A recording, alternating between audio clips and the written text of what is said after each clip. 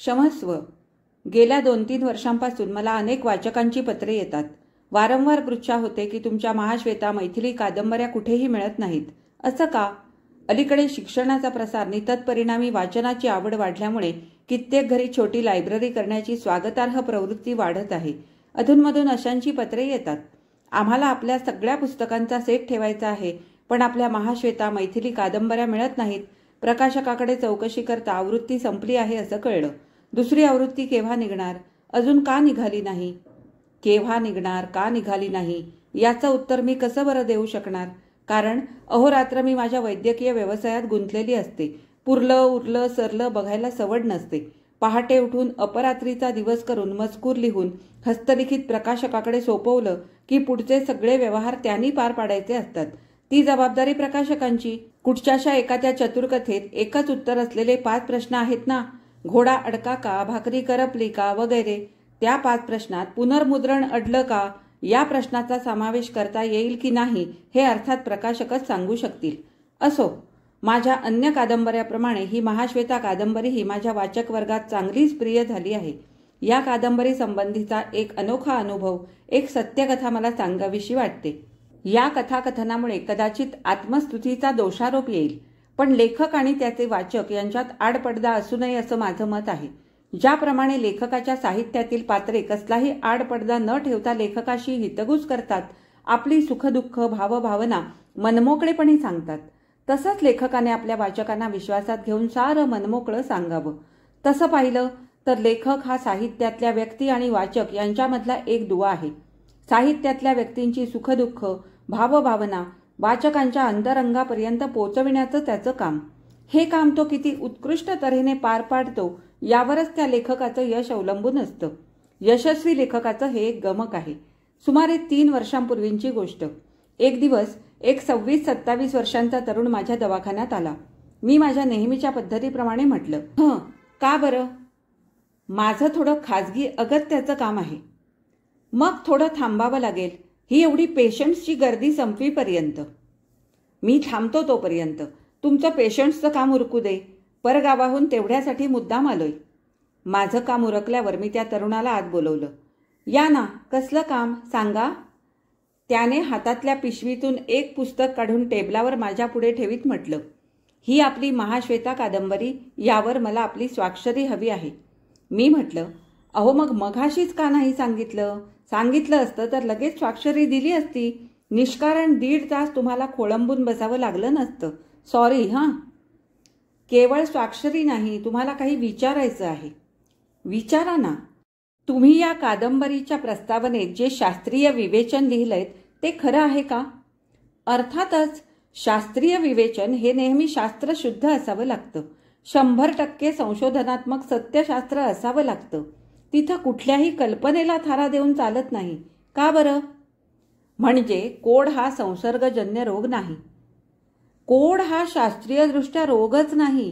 It is not a disease. मग संसर्गजन्य वगैरे प्रश्नच उद्भवत नाही. तुम्ही माझ्या प्रस्तावनेतला तो भाग नीट वाचला नाही का? वाचला ना. अनेक वेळा वाचला. पुन्हा पुन्हा वाचला. मग तुमच्या या कादंबरीने आमच्या घरात वादळ निर्माण केलंय. माझ्या कादंबरीने म्हणजे? तो क्षणभर स्तब्ध राहिला. मग त्याने म्हटलं, माझा मोठा भाऊ डॉक्टर आहे. त्याची प्रॅक्टिस चांगली आहे. आमच्या घरची स्थिती उत्तम आहे. मी पदवीधर झालोय. अर्थार्जन करू लागलोय. घरात माझ्या लग्नाच्या गोष्टी सुरू झाल्या आहेत. माझ्या भावाच्या दवाखान्यात औषधासाठी अधूनमधून एक मुलगी येते. चांगल्या घराण्यातली आहे. मॅट्रिक झालेली आहे. तिच्या अंगावर कोड आहे. चेहऱ्यावर, गळ्यावर, हातावर अगदी दर्शनी कोड आहे. मी तिला अनेक वेळा बघितलंय दवाखान्यात. इतर पेशंटसारखीच ती एक. कधी फारसं लक्ष दिलं नाही. देण्याचं कारणही नव्हतं. पण तुमची महाश्वेता वाचली. तुमच्या कादंबरीने माझ्या मनाचा विलक्षण वेध घेतला. माझं सारं मन ढवळून निघालं. सुधाच्या जागी दवाखान्यात येणारी ती मुलगी मला दिसू लागली. ती मुलगी नजरेसमोरून हले ना. तुम्हाला आत्ताच सांगितलं, मुलगी चांगल्या घराण्यातली आहे. नाकीडोळी रेखीव, निरोगी, सहज पसंत पडावी अशी. कोडाचे डाग सोडले तर दुसरं कसलंही वैगुण्य नाही. या मुलीचं भवितव्य काय? केवळ कोड म्हणून ही कुठं पसंत पडणार नाही. त्या मुलीशी मी परिचय करून घेतला. परिचय वाढला. तिच्यातले गुण कळले.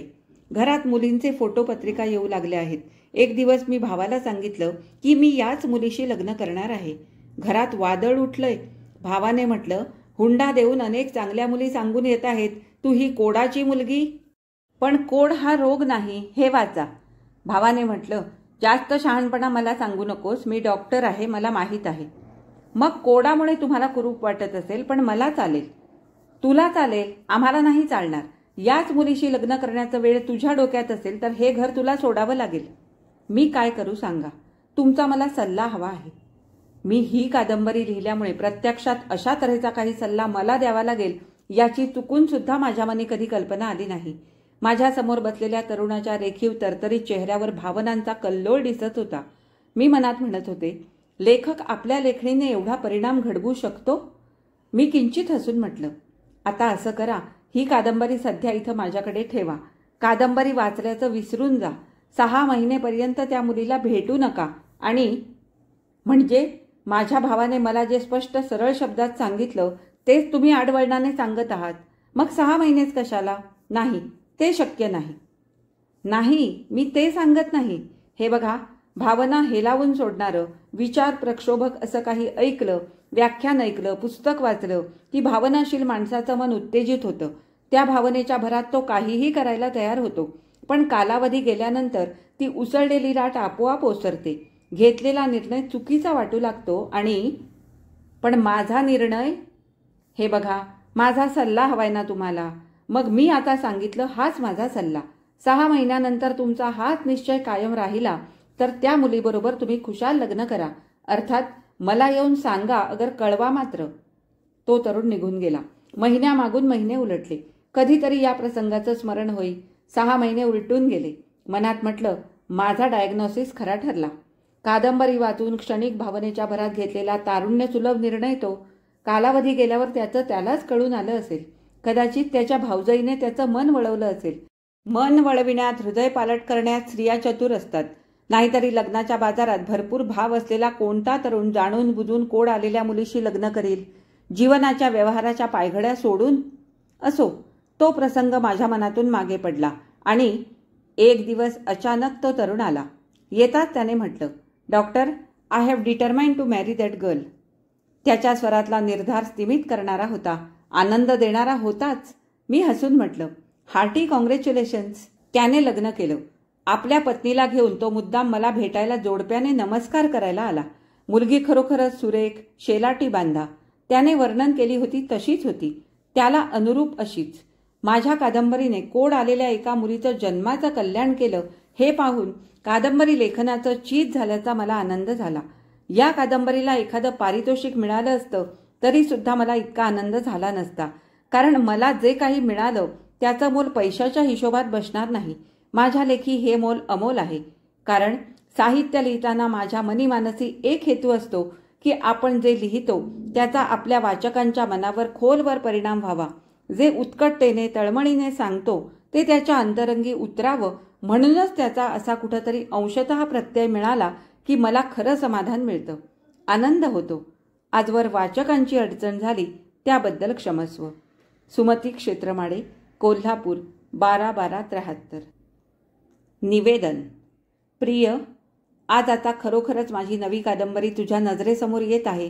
खरोखरच म्हणण्याचं कारण असं, माझी 3री कादंबरी वृंदा प्रकाशित झाल्यानंतर गेल्या 3-3.5 वर्षात अनेक वाचकांकडून पत्राने आणि प्रत्यक्ष सारखी पृच्छा होत असे. सुरुवातीला पृच्छा होई, तुम्ही आता नवीन कादंबरी केव्हा लिहायला घेणार आहात? काही दिवसानंतर पुन्हा प्रश्न, तुम्ही नवीन कादंबरी लिहायला घेतली आहे असं कळतं, मग आता ती केव्हा वाचायला मिळणार? काय हो, तुमची कादंबरी बाहेर केव्हा पडणार आहे? अशा वेळी उत्तर देण्यापूर्वी मी लहानपणी ऐकलेल्या एका चतुर कथेची मला चटकन आठवण होई. त्या चतुर कथेत असं होतं की पृच्छकाने विविध प्रश्न विचारायचे, पण सगळ्या प्रश्नांचं उत्तर मात्र एकच असलं पाहिजे. उदाहरणार्थ, घोडा अडला का, भाकरी करपली का, इत्यादी. दोन्हींचं उत्तर एकच, न फिरविल्यामुळे. ही गोष्ट नजरेसमोर ठेवून पृच्छकांच्या विविध प्रश्नांना मी एकच उत्तर देत असे, लवकरच. खरंच लवकर हा शब्द मोठा सोयीस्कर आहे, कारण या शब्दाला निश्चित कालमर्यादा नसल्यामुळे मिथ्या वाचनाचा दोष लागण्याचं कधी भय नाही. शिवाय आशेला मधुर जालात गुंतवून ठेवणारा आणि औत्सुक्याची कमान ताणून धरणारा या शब्दासारखा दुसरा शब्दच नाही. हा शब्द ऐन प्रसंगी कसा ढालीसारखा उपयोगी पडतो. म्हणून मला या शब्दाविषयी मोठी आत्मीयता, विलक्षण विश्वास. पण योजलेल्या वेळात जेव्हा कादंबरी पुरी होऊ शकली नाही, कंसात माझी ही नित्याचीच अडचण आहे, कंस पूर्ण, कालावधी होऊ लागला, तेव्हा पृच्छकांच्या औत्सुक्यात किंचित विकल्प डोकावतो आहे की काय असा मला भास होऊ लागला. तू सुद्धा एकदा विचारलंस, काय ग, तुझ्या नवीन कादंबरीचं मोहोळ आता तयार तरी केव्हा होणार आहे? म्हटलं, थट्टेलाही डंख असतो, पण तू थट्टेत दिलेली मोहोळची उपमा मात्र मला एकदम आवडली. कारण माझ्या लेखनाला ही उपमा किती फिट बसते म्हणून सांगू. मधमाशी रोज थेंब थेंब मध अनेक दिवसपर्यंत साठवीत राहून मधाचं मोहोळ बनविते. मलाही त्या मधमाशीसारखं करावं लागतं. माझ्या वैद्यकीय व्यवसायातून जेव्हा केव्हा सवड सापडेल तेव्हा 4-4 ओळी मी लिहित राहते. असं बरेच दिवसपर्यंत लिहित राहावं तेव्हा कुठं लेख, कथा वा कादंबरी तयार होते. मधमाशी फुलातला मध टिपीत असते. बहरलेल्या बगीचात सभोवार मधाने ओथंबलेली टपोरी फुले तिला दिसत असतात. या साऱ्या फुलातला मध टिपून आपल्या मोहोळला अमृताची गोडी आणण्याची तिची मनीषा असते. पण त्या फुलांकडे पोहोचण्यापूर्वीच त्यातली कितीतरी फुले कोमेजून गळून पडतात आणि त्याबरोबर तिच्या मनीषाही. माझीही या मधुमक्षिकेसारखी स्थिती होती. डोक्यात बहुविध कल्पना फुललेल्या असतात. त्या गोळ्या करण्यासाठी मनाचे सहस्र हात धावत असतात. पण सवडीच्या अभावी त्या प्रत्यक्षात उतरण्यापूर्वी त्यातल्या कित्येक गळून पडतात. कल्पना या जलबिंदूसारख्या असतात. शब्दांच्या शिंपल्यात त्यांना साठवून ठेवलं तरच त्या मौलिक मौतिकाचं अक्षय रूप धारण करतात. पण त्या तशाच राहिल्या तर दवबिंदूसारख्या क्षणिक हिरकण्यांची चमक दाखवून कायमच्या लुप्त होतात. माझे एक चाहते मला म्हणाले, तुम्ही फार कमी लिहिता अशी माझी तक्रार आहे. मी म्हटलं, अपराध एकदम कबूल, पण सवड होत नाही. मी तुम्हाला विपुल लेखनाचा एक मार्ग सुचवितो. लेखकाला आणखी काय हवं असतं? जणू अल्लाउद्दीनचा दिवाच हाती येणार अशा उत्कंठेनं मी विचारलं, कोणता मार्ग? दरवर्षी 1 महिना दवाखाना सोडून महाबळेश्वर, माथेरान, उटी अशा एखाद्या थंड हवेच्या ठिकाणी निवांत जागी जाऊन राहावं आणि तिथे एक छान कादंबरी लिहून टाकावी. ही कल्पना खरोखरच अतिविलोभनीय.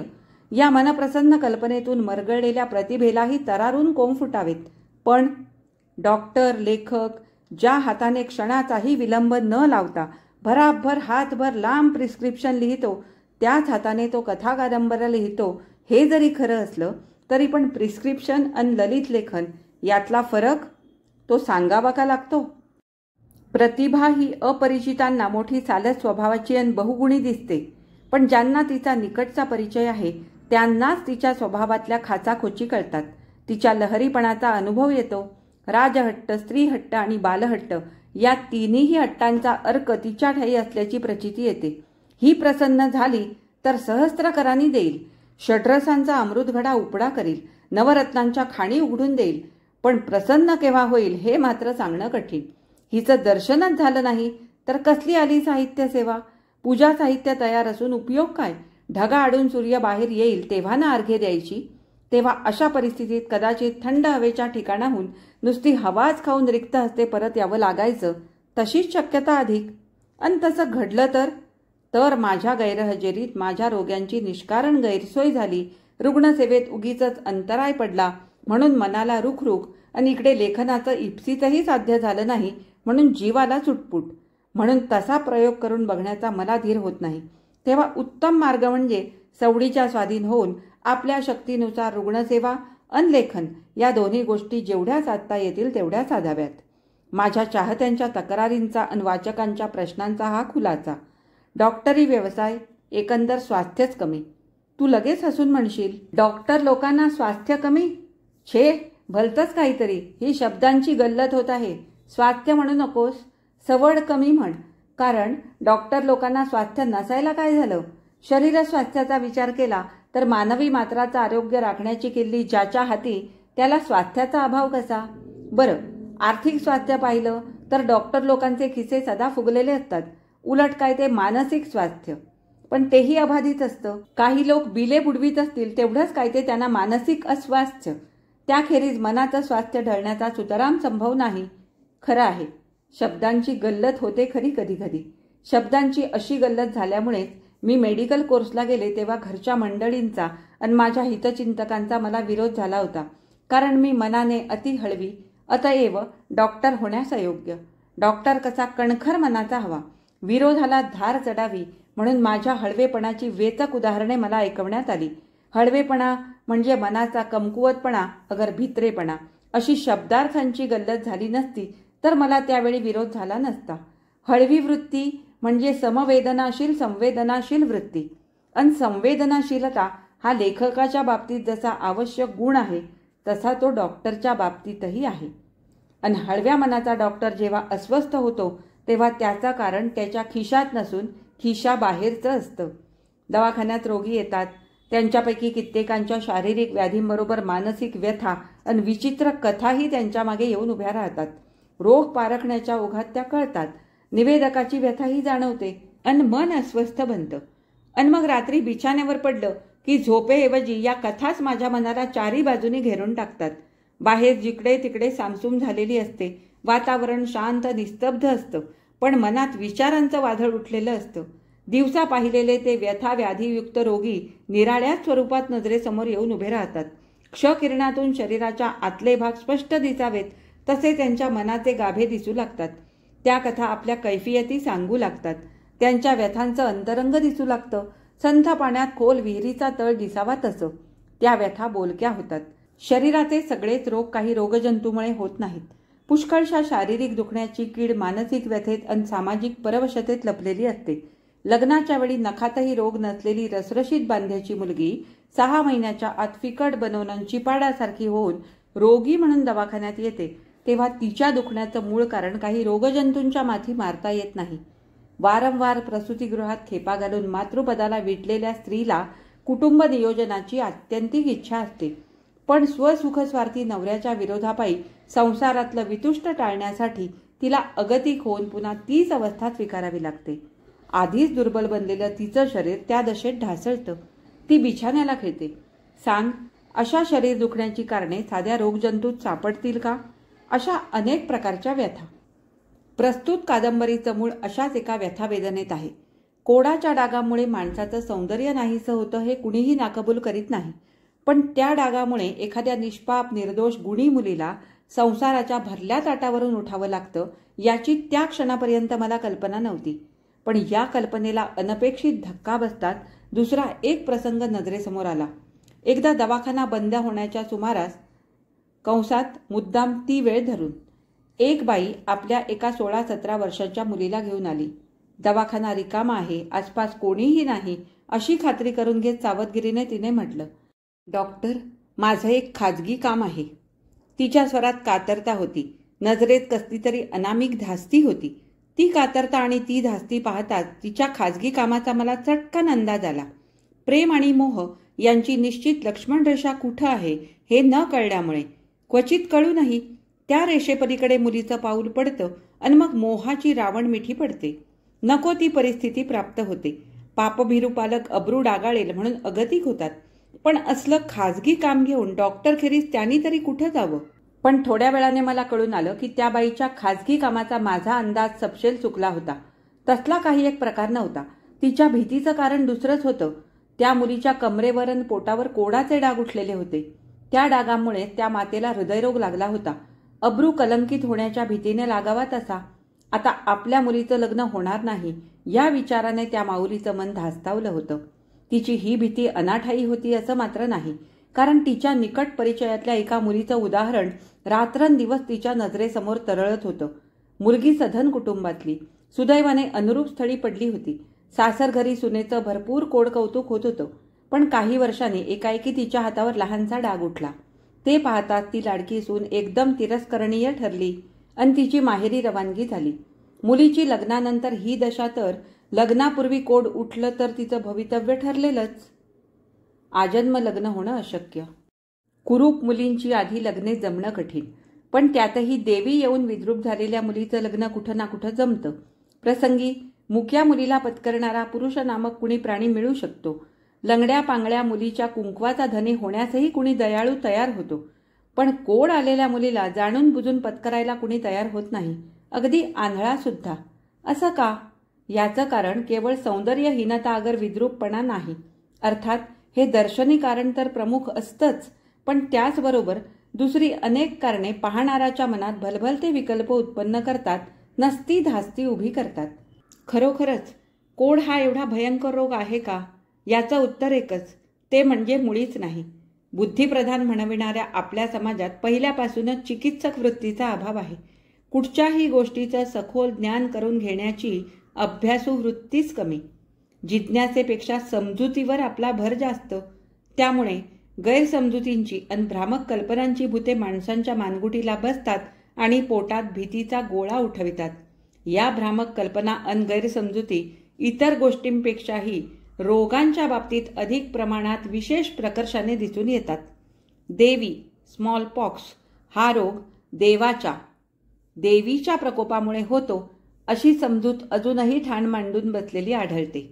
देवीच्या कोपामुळे सर्वांगावर फोड येतात, त्याला कुठचंही औषध नाही. औषधोपचार केला तर देवीचा क्रोध भडकतो, ही समजूत अद्यापही नाहीशी झालेली नाही. त्यामुळे अंगारे दुपारे देवी घुमविणे वगैरे उपचारांनी देवीला शांत करण्याचा प्रघात अजूनही चालू आहे. चालू घडीला इथले शहरापुरते माझे अनुभव तुला सांगते. तापाने फणफणलेल्या मुलाला त्याची आई घाबऱ्या घेऊन येते. बालकाकडे पाहताच त्याला न्यूमोनिया, ब्रँको न्यूमोनिया झाल्याची लक्षणे नजरेत भरतात. त्या रोगाचं तीव्र स्वरूपही ओळखून येतं. आजाराची चौकशी करावी तर मूल 7-8 दिवसांपासून आजारी.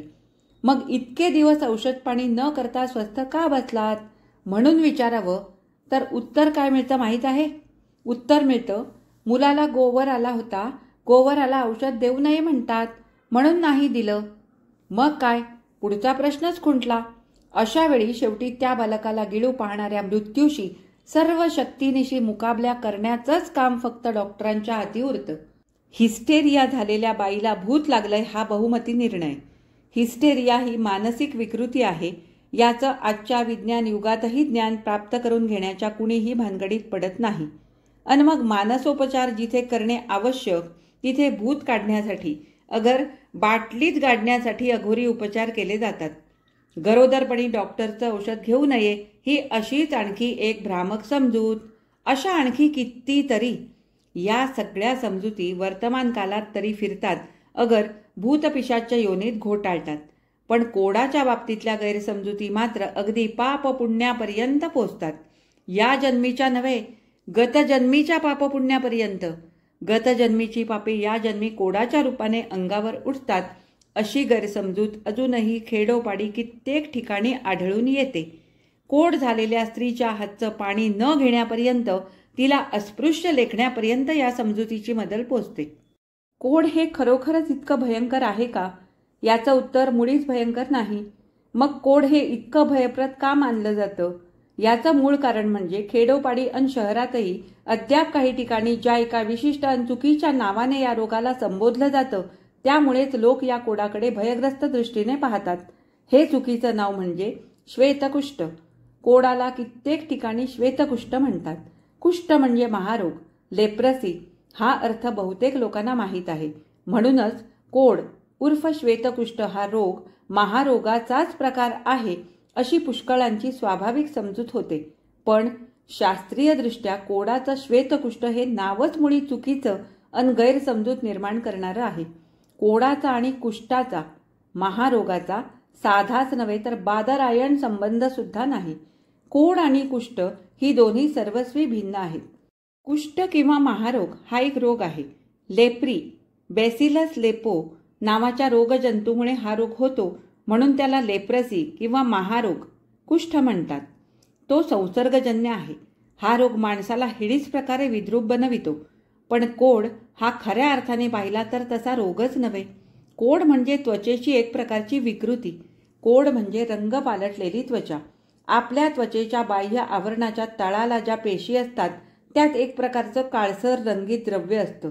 त्याला पिगमेंट, मेलानिन असं म्हणतात. या पिगमेंटवरच माणसाचा काळेपणा अगर गौरवर्ण अवलंबून असतो. श्यामल त्वचेच्या माणसात हे पिगमेंट अधिक असतं. हे रंगीत द्रव्य कमी असलं की गौरकाया प्राप्त होते. म्हणूनच काही लोक काळे, काही गोरे. विकृतीहीन माणसात या पिगमेंटचं कमी अधिक प्रमाण आपादमस्तक एकसारखं असतं. त्यामुळे माणूस एकतर काळा तरी असतो किंवा गोरा तरी असतो. पण पिगमेंटचं हे प्रमाण शरीर त्वचेतल्या एखाद्या भागात इतर भागांपेक्षा बरंचसं कमी झालं म्हणजे अर्थातच त्या जागेची त्वचा अधिक पांढरी म्हणजे महाश्वेत बनते. याच अवस्थेला कोड म्हणतात. शरीराची ही विकृती केवळ बाह्य त्वचेपुरतीच असते. कोडामुळे शरीर प्रकृतीत कसलाही फरक पडत नाही.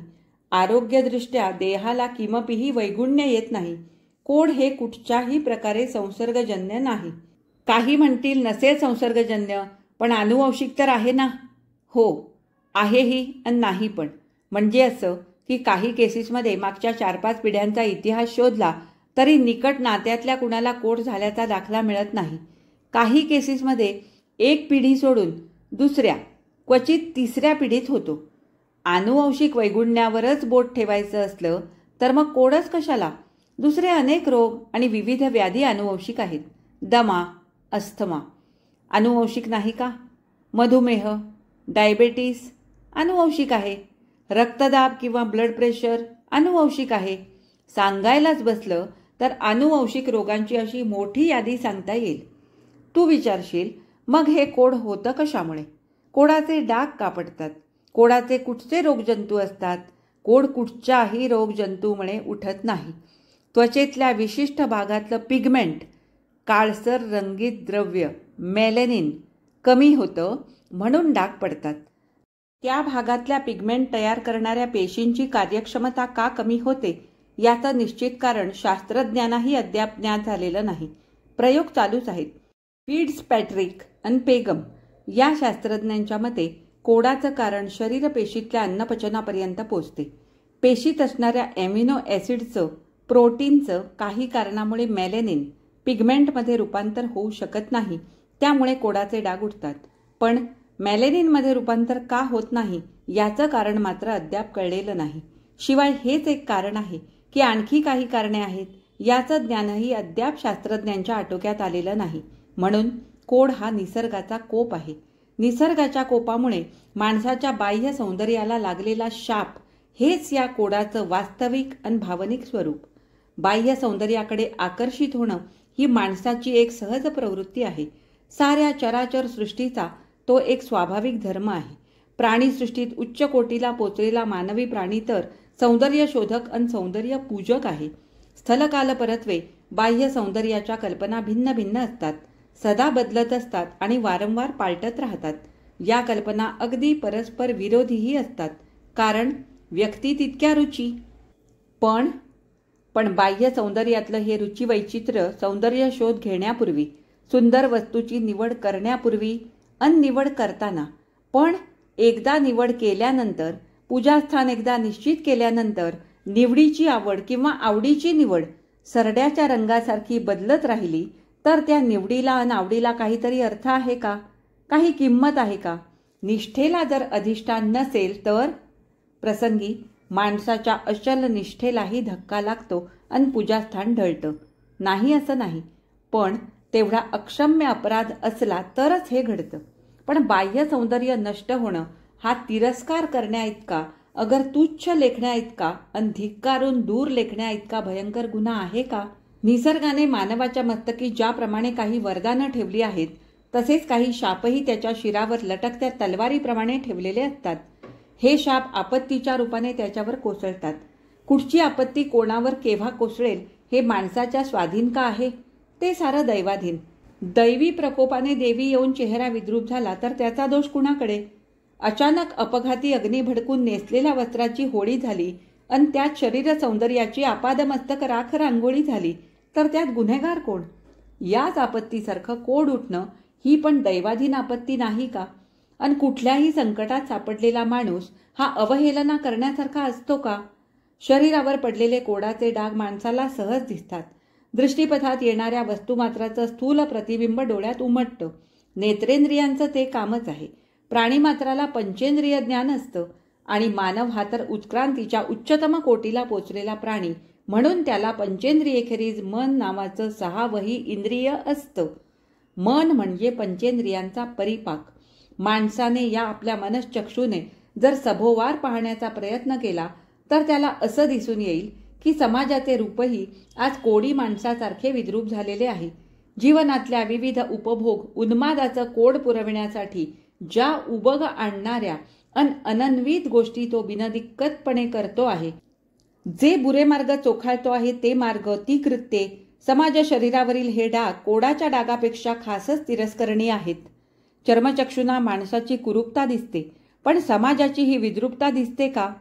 समाज सौंदर्याचा आज जो झपाट्याने लोप होत चालला आहे त्याची त्याला जाणीव आहे का? तू विचारशील, समाज सौंदर्य म्हणजे काय? समाज सौंदर्य अन व्यक्ती सौंदर्य यात तसा काही फरक नाही, दोन्ही एकच.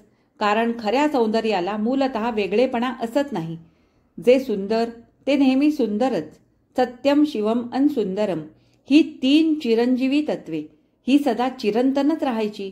सौंदर्य म्हणजे सद्भावना, स्नेहार्द्रता, सहानुभूती, समवेदना, समदृष्टी. छे, इंद्रधनुष्याचे रंग मोजता येतात, पण संध्या, रंग, छटा कधी मोजता येतात का? सौंदर्याचं तसंच आहे. सौंदर्याची थोडक्यात व्याख्या अशी: आपल्यात दुसऱ्याला सामावून घेण्याची आंतरिक शक्ती. जीवन जगण्यासाठी आहे, तसंच जगविण्यासाठीही आहे. कुठचाही प्राणी जगण्यासाठी जन्माला आला आहे हे खरं, पण केवळ स्वतःचं अस्तित्व टिकविणे म्हणजे जगणे नव्हे. ज्यात जगण्याबरोबर जगविण्याची भावना अन क्रिया एकमेकांशी संलग्न असतात तेच खरं जगणं. जगणे अन जगविणे हे तत्व सृष्टीत सभोवार आपणाला दिसत नाही का? झाडे स्वतः जगतात अन फळे देऊन दुसऱ्यांना जगवितात. अनादिकालापासून सागर, सरिता आपलं अस्तित्व टिकवून आहेत, पण त्याचबरोबर चराचर सृष्टीला जगविण्याचं त्यांचं कार्य अव्याहत चालू आहे. भूमिमाता तर अहर्निश देतच आली आहे, पण आम्ही मानव मात्र फक्त घेणंच जाणतो. घेणं हेच जणू काय आमच्या जीवनाचं ध्येय. निसर्गाने दिलेल्या आमच्या टीचभर आयुष्याची हीच जणू इतिकर्तव्यता. देणं आम्ही विसरूनच गेलो आहोत. आज माणसांची बुद्धी अण्वस्त्रासारखी संहारक बनली आहे. कदाचित हा यंत्रयुगाचा शाप असेल. जगणे आणि जगता जगता जगविणे या तत्वावर माझी अचल श्रद्धा असल्यामुळेच सुधाला माहेरी आल्यानंतर तिच्या आयुष्याचा पुढचा मार्ग निश्चित करून मी तिला हरिद्वारला मैयाजींकडे घेऊन गेले. तिच्यासाठी तेच स्थान योग्य असे मला वाटले. अन कालांतराने ऐन गरजेच्या क्षणी मी आनंद स्वामींना कणखलला येऊन राहण्याची विनंती केली. मानव मात्रा जीवनात केव्हा तरी असा एक क्षण येतो की त्यावेळी बाह्य सौंदर्याचा खोटा प्रकाश अंतस सौंदर्याच्या दीप्तीने विझून जातो अन मग माणसाच्या जीवनात येतो. मन अंतर्बाह्य या अंतस सौंदर्याने भरून जातं. हा क्षण वेगवेगळ्या मार्गाने माधवच्या जीवनात आला आणि हा क्षण सुरेशच्याही जीवनात आला. सुरेशचं जीवन, पण मला जे जे काही सांगायचं होतं ते मी विविध पत्रांच्या द्वारे सांगितलं आहेच.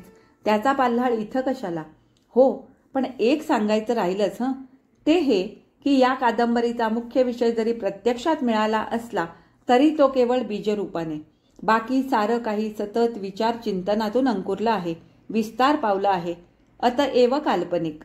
या कादंबरीचं लेखन चालू असता श्री भाऊसाहेब खांडेकर यांनी वेळोवेळीच्या बहुमोल सूचना केल्या, त्याबद्दल त्यांची मी अत्यंत ऋणी आहे. आधीच्या 3ही कादंबऱ्यांचं हार्दिक स्वागत झालंच आहे, त्याचप्रमाणे ही महाश्वेताही प्रिय होईल अशी आशा आहे. सुमती क्षेत्रमाडे, कोल्हापूर, दिनांक 15/8/1960. तर आजचं हे निवेदन आणि त्यांची प्रेरणा हे दोनही भाग तुम्हाला कसे वाटले हे मला कमेंट करून नक्की सांगा. आवडले असतील तर लाईक करा, शेअर करा. माझ्या चॅनलवर नवीन असाल तर माझ्या चॅनलला नक्की सबस्क्राईब करा आणि सोबतचं बेल आयकॉनही दाबा. धन्यवाद. आता आपण पुन्हा भेटू एका नवीन लघु कादंबरीसोबत. तोपर्यंत मी तुमचा निरोप घेते.